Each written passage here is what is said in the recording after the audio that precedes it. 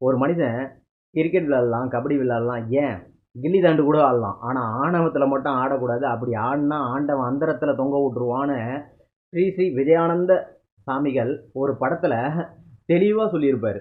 அப்படி தான் இப்போ இருக்கிற ஆட்சியாளர்கள் தலைகீழ ஆணவத்தில் செம்மையாக ஆடிட்டு இருக்காங்க. எப்போ வாங்கி கட்டிட்டு போக போகிறாங்கன்றது தெரியல.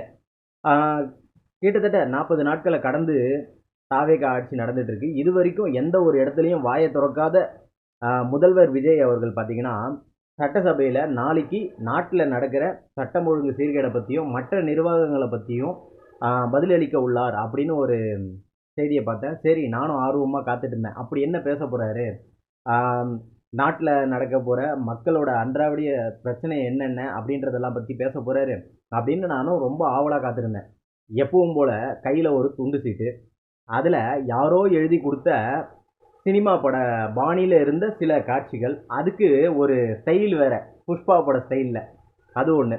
இதெல்லாம் வச்சுக்கிட்டு அவரோட ஸ்டைலில் சினிமா வசனம் மாதிரி ஒரு வசனத்தையும் குட்டி கதையும் பேசிட்டு போயிட்டாரு.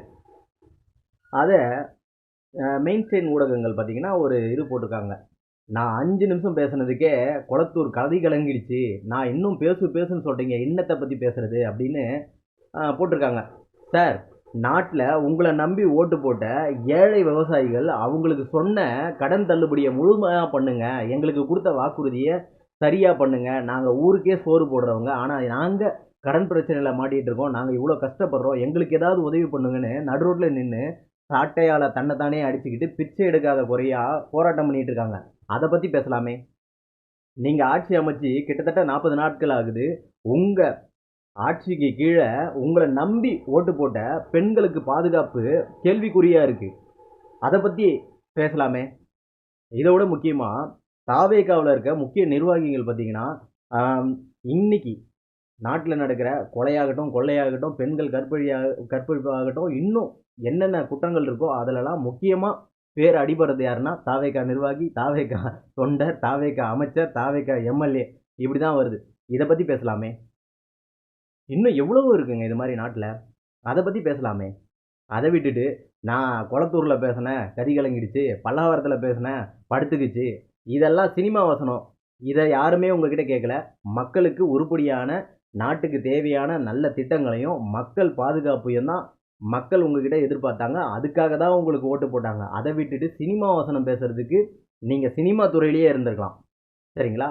உங்களை நம்பி ஓட்டு போட்ட மக்கள் நல்லபடியாக வாழணும், அதுக்கு உருப்படியான திட்டங்களை வகுப்பீங்கன்னு பார்த்தா இப்படி சினிமா வசனத்தை பேசி, இன்னும் சமீபத்தில் உங்களோட பிறந்த நாளுக்கு பார்த்தீங்கன்னா படிக்க வர பிள்ளைங்களை நடு ரோட்டில் நிற்க வச்சு வெயிலில் காய வச்சு, இன்னும் உங்களோட தற்கூரி படைகள் பள்ளிக்கூடத்துக்கே போய் விஜய் மாமா விஜய் மாமான்னு கத்துங்கன்றாங்க.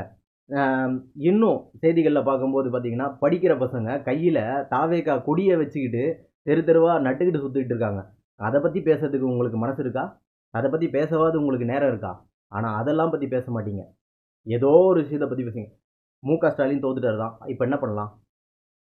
கேப்டன் விஜயகாந்த் தோத்துருக்காரு, கரும வீரர் காமராஜர் தோத்துருக்காரு, கக்கன் தோத்துருக்காரு.